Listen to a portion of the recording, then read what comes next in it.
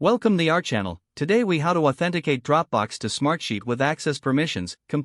Start by opening your web browser. Navigate to the Dropbox website and log into your account. Ensure you have your Smartsheet account open in a separate tab.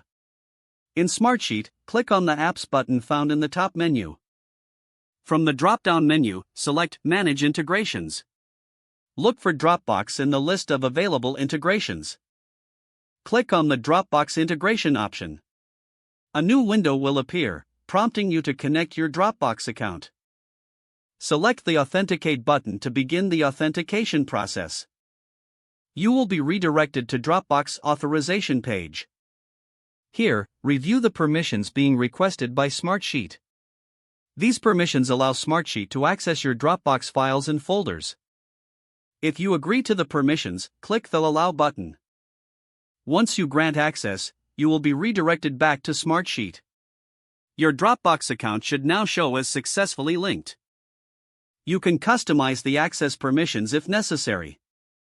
To do this, return to the Manage Integrations section in Smartsheet. Select the Dropbox integration again.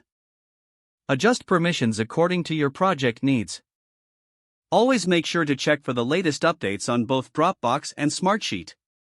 This ensures that the integration continues to work smoothly. You are now ready to start using Dropbox with Smartsheet. Enjoy seamless file management across both platforms. If the page does not load, refresh the browser or try again in a private or incognito window.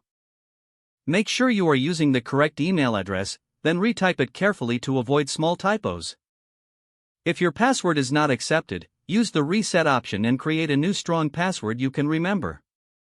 Check your spam folder for verification or security emails, then complete any requested confirmation steps. Enable two-factor authentication if available to improve account security and reduce unauthorized access risk. After signing in, review your profile details so your contact information and settings are accurate and current.